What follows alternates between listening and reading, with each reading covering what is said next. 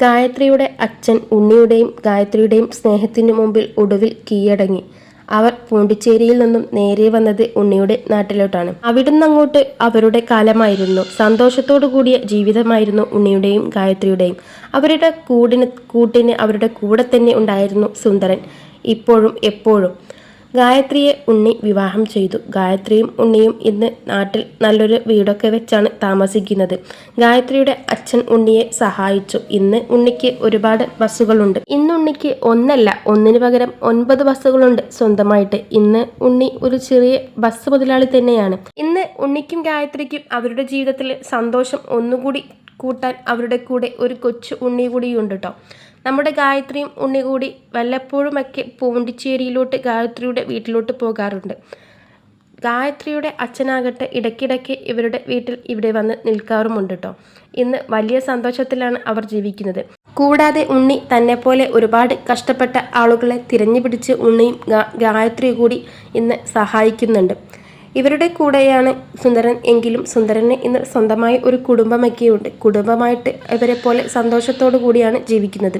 എങ്കിലും നമ്മുടെ ഉണ്ണിയുടെയും ഗായത്രിയുടെയും കൂടെ എന്തിനും ഏതിനും സുന്ദരൻ എപ്പോഴും റെഡിയാണ്.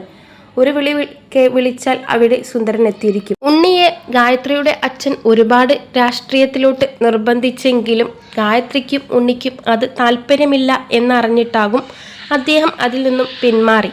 അത്തരം ജീവിതമൊന്നുമല്ല ഞങ്ങൾ ആഗ്രഹിക്കുന്നത്. ഞങ്ങളുടെ ജീവിതം ഇങ്ങനെയാണെന്ന് അവർ ഇപ്പോൾ ജീവിച്ച് കാണിച്ചു കൊണ്ടിരിക്കുകയാണ്. ആദ്യം ഉണ്ണി അതിനെ വിസമ്മതിച്ചതിൻ്റെ പേരിൽ ഗായത്രിയുടെ അച്ഛന് ചെറിയൊരു മുറുമുറുപ്പ് ഉണ്ടായിരുന്നെങ്കിലും ഇപ്പോൾ അവരുടെ ജീവിതം കണ്ട് അവൻ്റെ തീരുമാനം ശരിയായിരുന്നു. ഇവരുടെ ജീവിതം കണ്ട് അച്ഛന് ഇപ്പോൾ വലിയ സന്തോഷമാണ്. കാരണം അവന് രാഷ്ട്രീയത്തിലോട്ട് വിളിച്ചപ്പോൾ വരാത്തതിൻ്റെ ചെറിയൊരു മുഷിപ്പൊക്കെ അദ്ദേഹത്തിന് ഉണ്ടായിരുന്നു. എന്നാൽ ഉണ്ണിയുടെയും ഗായത്രിയുടെയും തീരുമാനമാണ് ശരി. അവരാണ് ശരിയെന്ന് അവരുടെ ജീവിതം അച്ഛന് മനസ്സിലാക്കി കൊടുത്തു. അച്ഛൻ്റെ ജീവിതത്തിലെ ഏറ്റവും വലിയ ദുരന്തമായിരുന്നു അദ്ദേഹത്തിൻ്റെ ഭാര്യയുടെ മരണം. അതെല്ലാം അദ്ദേഹം ഇപ്പോഴാണ് ചിന്തിക്കുന്നത്. എത്ര നല്ല ജീവിതമാണ് ഞാൻ രാഷ്ട്രീയത്തിൻ്റെ പേരിൽ ഇങ്ങനെ കളഞ്ഞത്. ഇന്ന് ഗായത്രിയുടെ അച്ഛൻ ഗായത്രിയുടെ കൂടെ വന്ന് ജീവിക്കണം എന്നാണ് അദ്ദേഹത്തിൻ്റെ ആഗ്രഹം. രാഷ്ട്രീയമെല്ലാം ഒഴിവാക്കി മകളുടെ കൂടെയാവണം ഇനിയുള്ള ജീവിതം. പേരക്കുട്ടിയുടെ കളികളും ചിരികളും കണ്ട് ആവട്ടെ.